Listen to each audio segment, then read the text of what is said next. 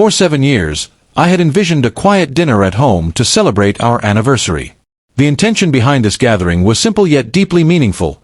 I desired a relaxed evening with my wife, a break from the chaos of our hectic work lives. I believed that spending quality time together would be the perfect way to commemorate our relationship, to reinforce the bond we had built over the years. In preparation, I bought her favorite wine, meticulously set the table with our best dinnerware, and even picked up a small gift, a token of my affection that was personal rather than extravagant, something I knew she would appreciate. As the day unfolded, I found myself increasingly anxious when I noticed that she hadn't mentioned our anniversary at all. There was no text wishing me a happy anniversary, no subtle hints that she remembered our special day. I tried to quell my unease, convincing myself that she was likely just busy with work and that perhaps she had something planned as a surprise for me. I made an effort not to overthink it, hoping that by evening her absence would be explained. However, as the hours passed and evening approached, she still hadn't come home. My phone remained silent, devoid of any calls or messages from her. In a moment of growing concern, I decided to send her a text. "Hey, what time will you be home? I've got something planned." Time ticked away, and as an hour passed followed by another, the food I had lovingly prepared grew cold, and the wine sat untouched on the table, a stark contrast to the warm atmosphere I had envisioned. Just as I contemplated calling her, my phone buzzed, and I saw a message that read, "I need a break from being your wife." My heart sank as I stared at the screen.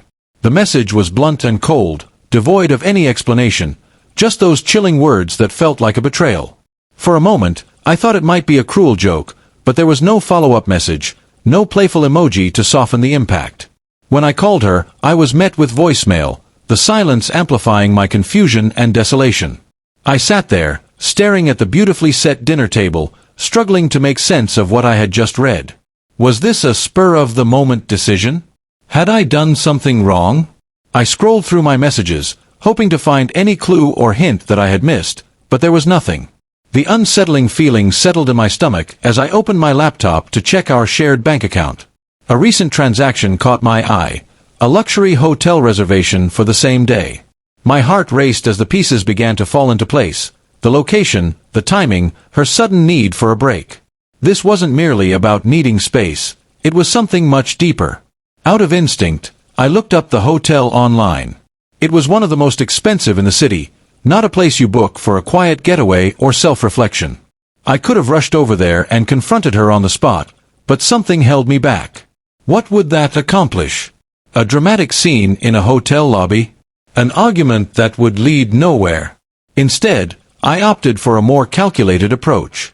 I scrolled through her social media profiles, searching for anything that could provide insight.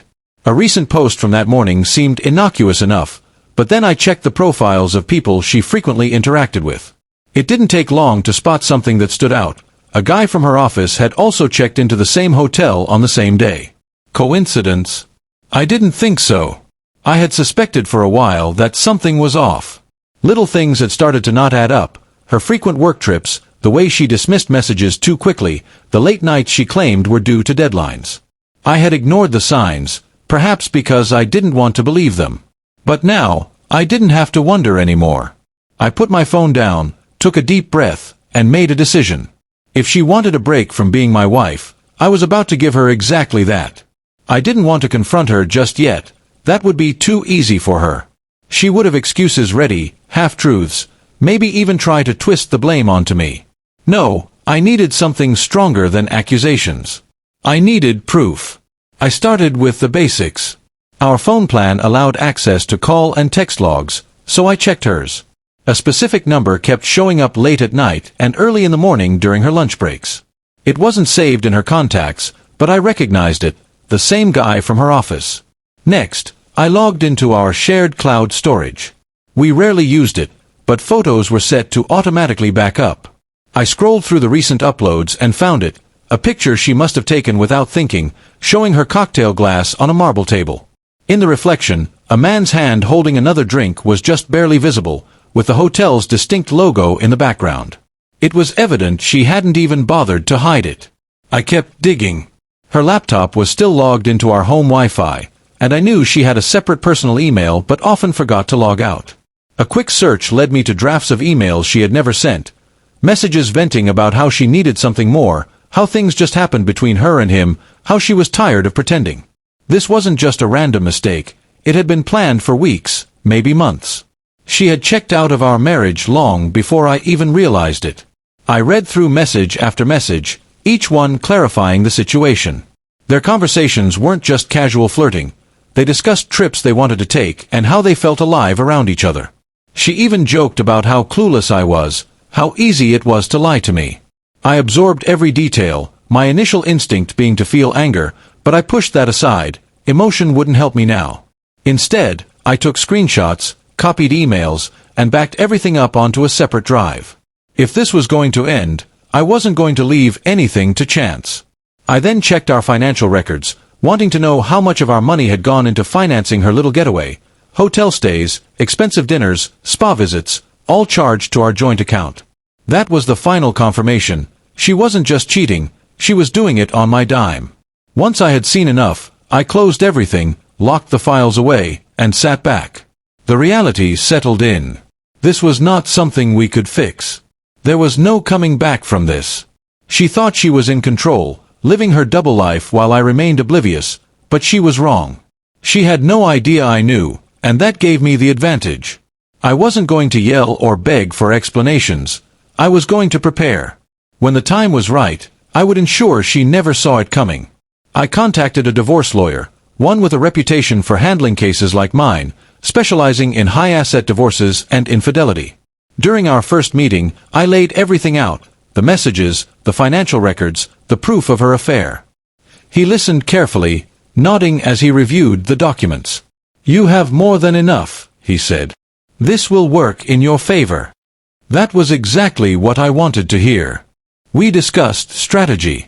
I didn't want a long, drawn-out battle, but I also wasn't going to let her walk away with half of everything after what she had done. We reviewed our assets, joint accounts, investments, property. I followed my lawyer's advice to start separating finances immediately. I opened a new bank account in my name only and began moving my salary into it slowly and carefully to avoid raising suspicion. I also went through our joint accounts, documenting every transaction related to her affair, the hotel, the dinners, the gifts. She had been using our money to fund her double life, and that wasn't going to sit well in court. Once my financial side was secured, I turned my focus to the house. We owned it together, but I had paid for most of it. My lawyer advised me to stay in the house and not leave. If she decided to walk away, that was on her, but I wasn't giving up my home without a fight.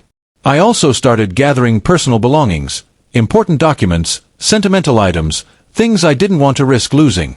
I packed them discreetly and stored them at a friend's place just in case.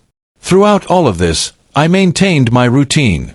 I went to work, kept up appearances, and acted completely normal around her. When she sent the occasional text, I responded casually, never giving away what I knew. If she came home, I made small talk, but nothing more.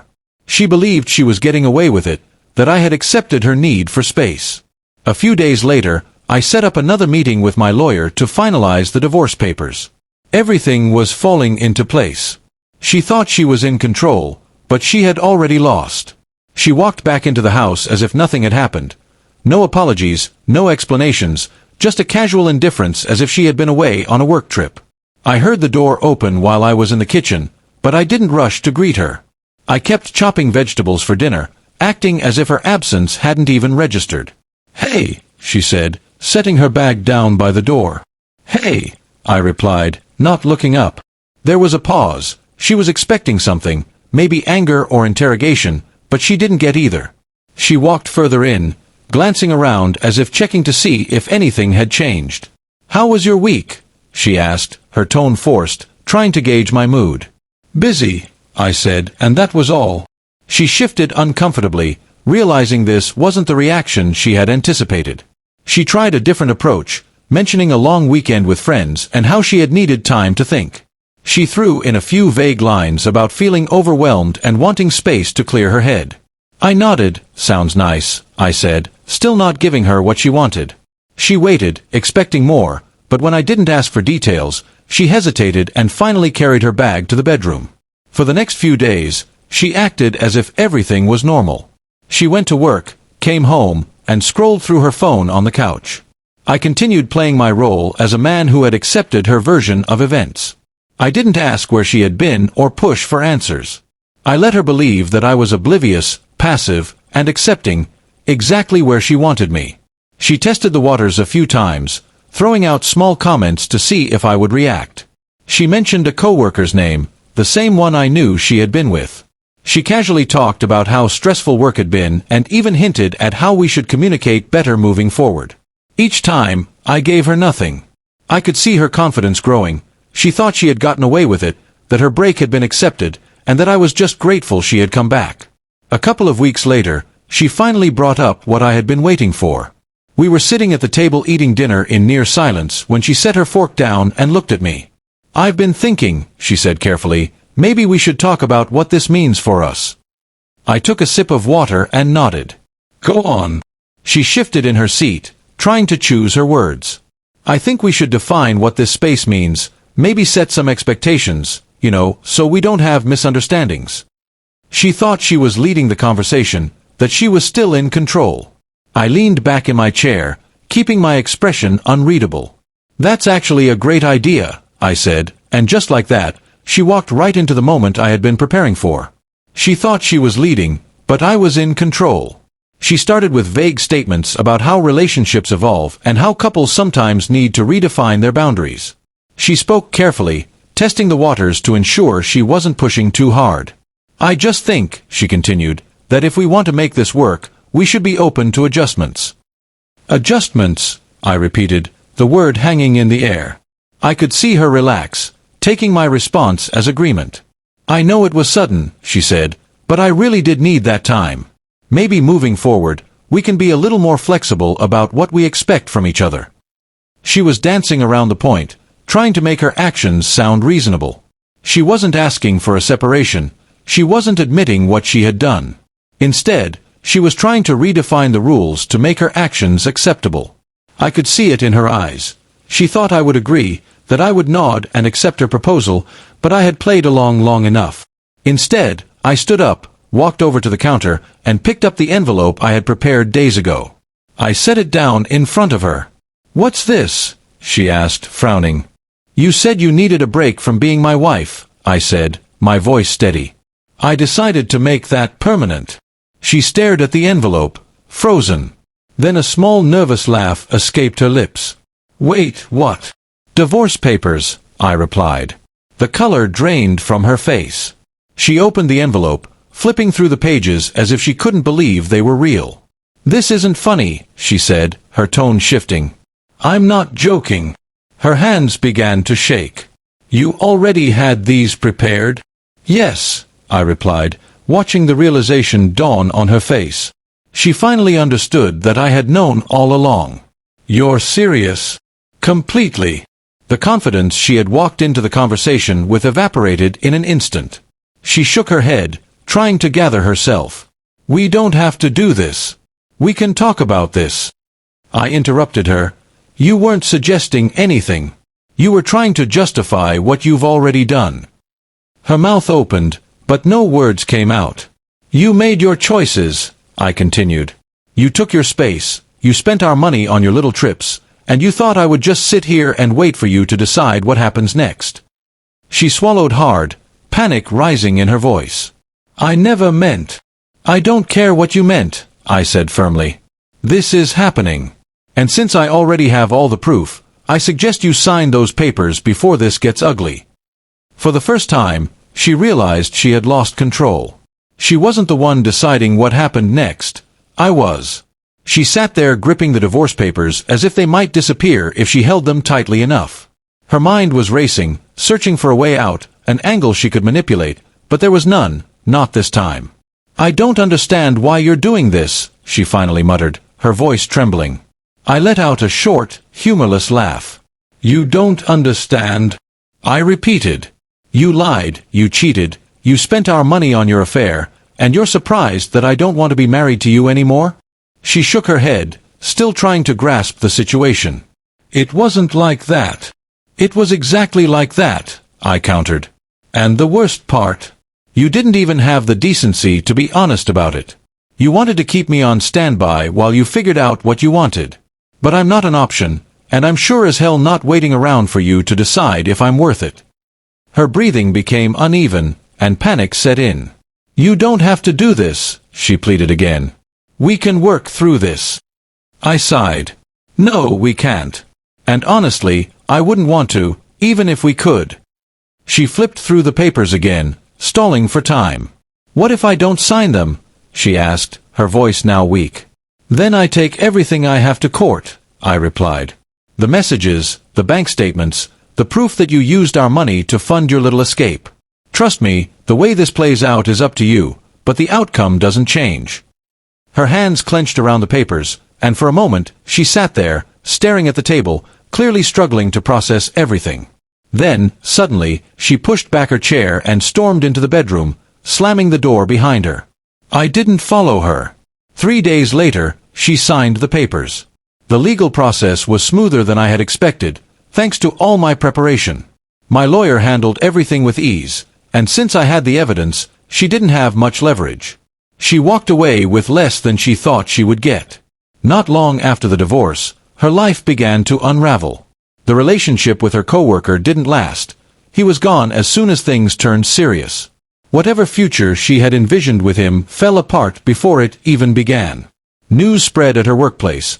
Affairs between colleagues rarely stay secret for long, especially when they involve expensive hotel stays and company trips.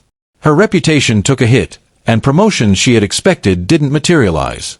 Friends she thought were loyal began to distance themselves. Meanwhile, I was free. No more second-guessing, no more waiting for someone to value me the way I deserved. I focused on rebuilding my life, shedding the weight of a one-sided marriage that had dragged me down for far too long. For the first time in a long time, I felt in control. Months passed. One evening, while out with friends, I spotted her sitting alone at a small cafe, staring at her phone, waiting for a message that wasn't coming. Our eyes met for a fleeting moment. I nodded once in acknowledgement, then turned away. She wasn't my problem anymore. Our story had come to an end.